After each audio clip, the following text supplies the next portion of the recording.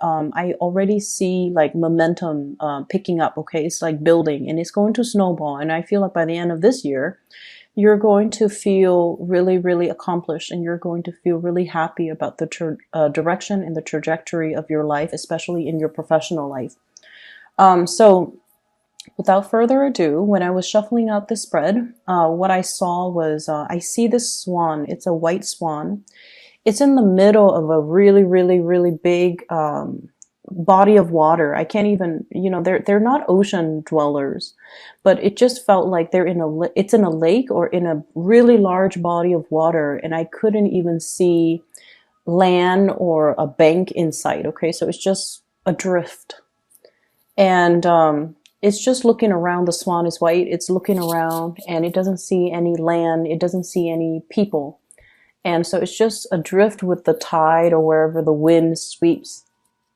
And it seems like a very calm, placid, surface of the water. So everything, it's like there's no imminent danger, but then again, it's like open water.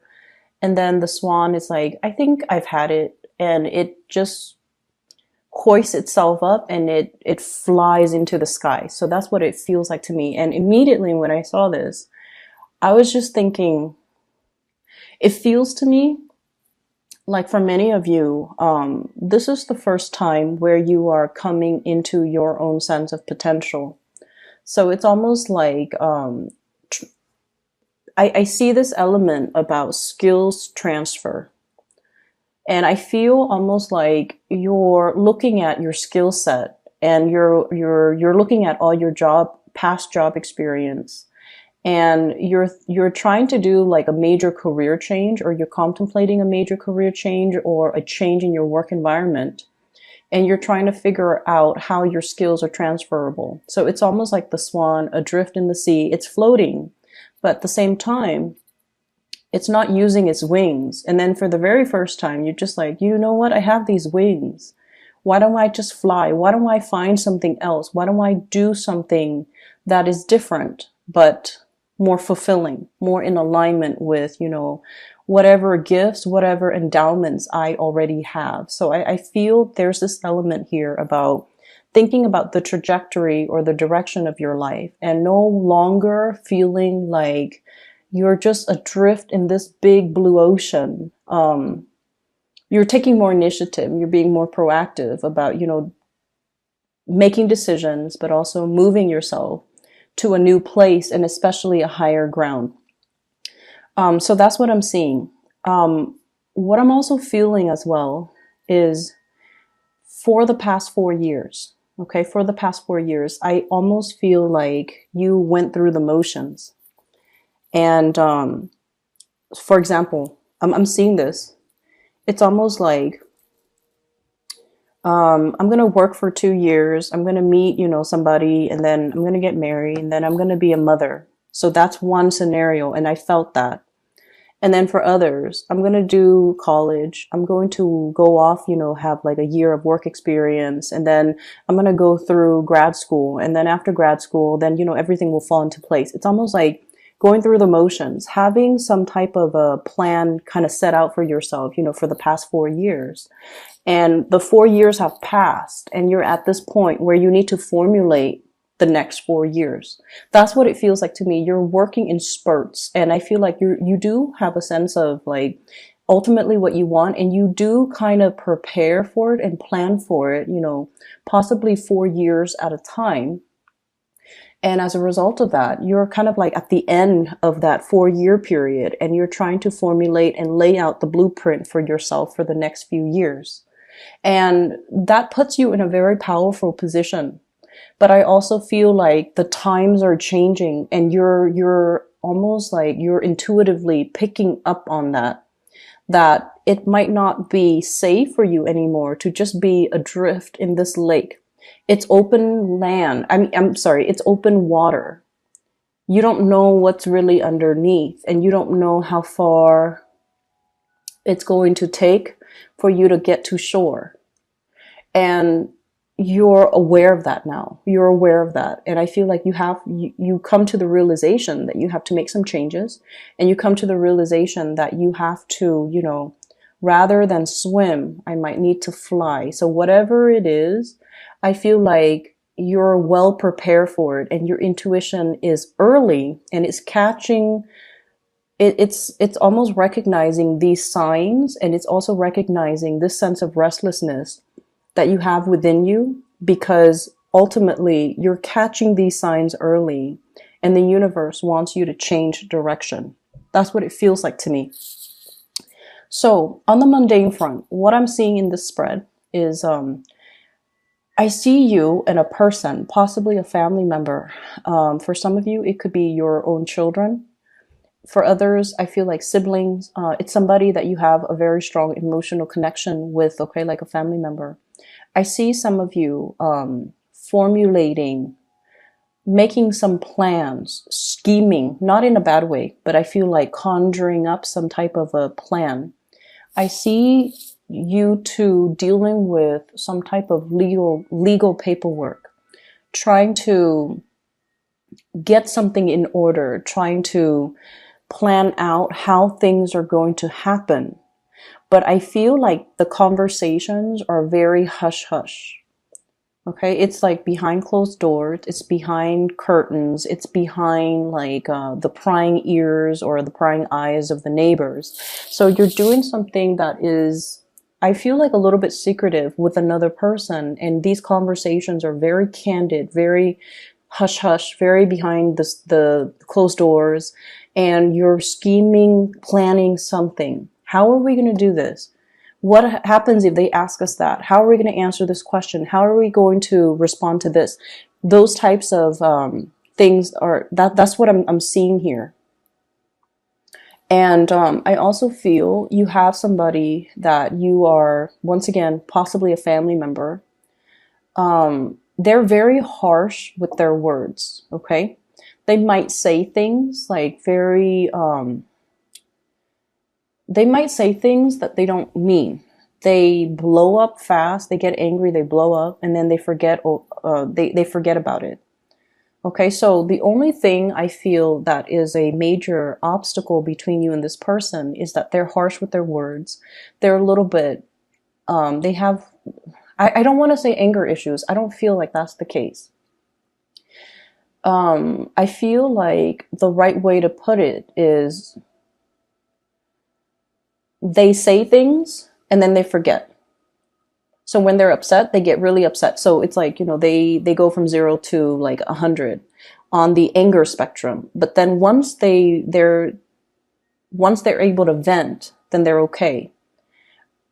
They're a really good person. They have a really good heart. But I feel like a lot of the times, Pisces, you guys are very sensitive. And I feel like you hold a lot of things in. So if somebody is like crossing the line, if somebody says things that are just very indelicate or hurtful, you have to check them on it. Okay, you can't just, you know, sit there and sulk in silence and give them the silent treatment. You have to tell them, hey, that was over the line. You said it and it was not nice, or, you know, you should like sugarcoat things, or don't speak to me that way. So what I feel here is you're dealing with someone who's you feel like they're very vulgar, or they're very indelicate, or they're just mean, but they do have a really good heart. And I feel like at the bottom line that I'm seeing is there's a lot of love here. It could be a romantic interest, it could be a family member, but the bottom line is they're very generous towards you. They really care about you. You care about them. There's a lot of love. It's just the communication needs a little bit more work. And I feel like I feel like you haven't had much success with this person. I also feel a little bit of fear from your end when you're dealing with this person. Don't be intimidated by other people, okay? And I know that's just, you know, it's easier said than done. We feel what we feel.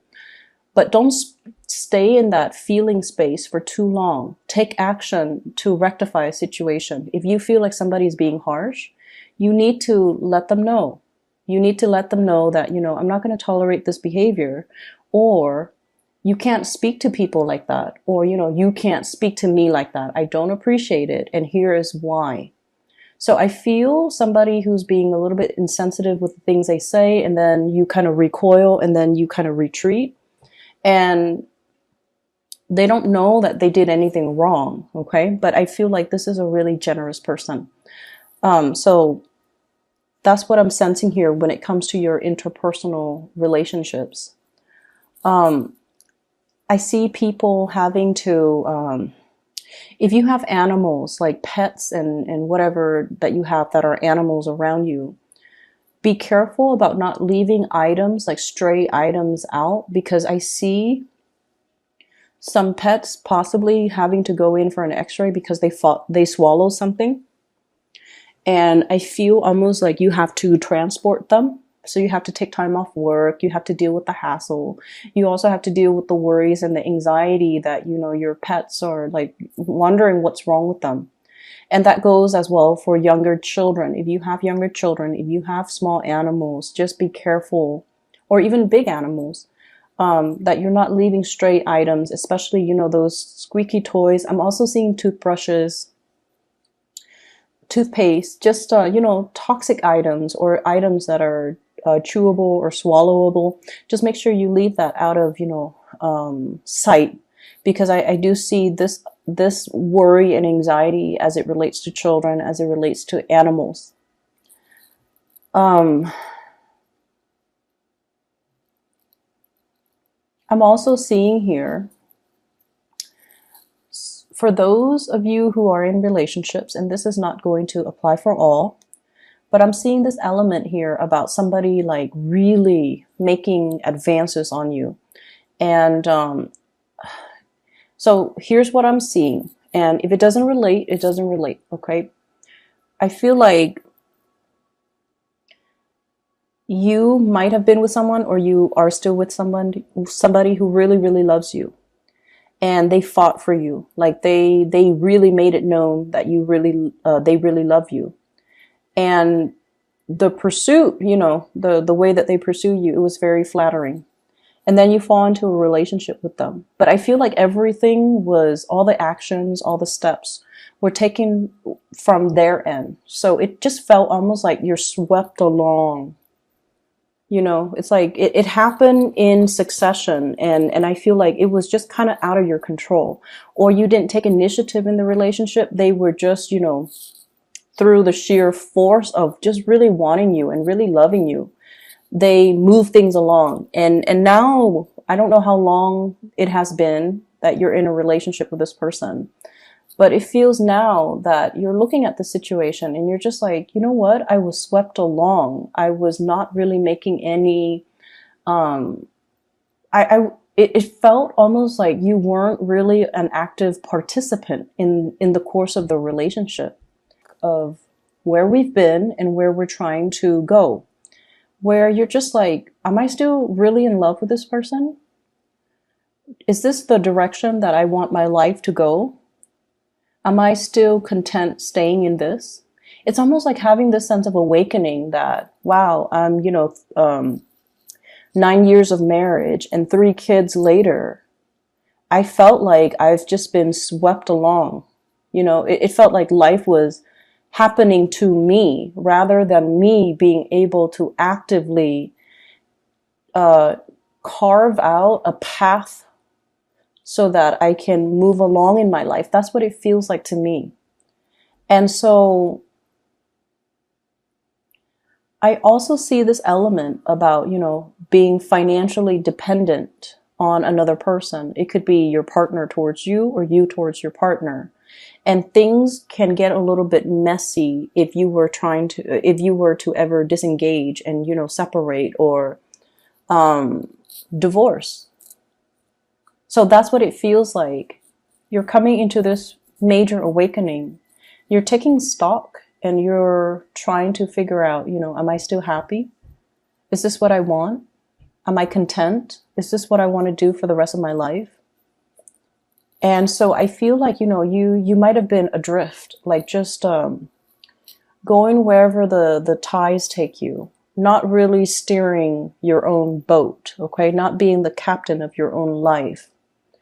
And I feel like coming into this week, and I know like I'm speaking, in terms of week, but the energy can blur into, the rest of the month.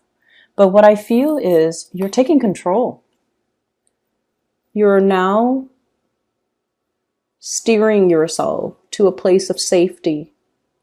And you're now taking charge of the direction of your life, charting your own path. On the road to discovery, even. For many of you, this can indicate to me travel, movement, moving away from a troublesome situation. And, it's almost like the dawning of a new day.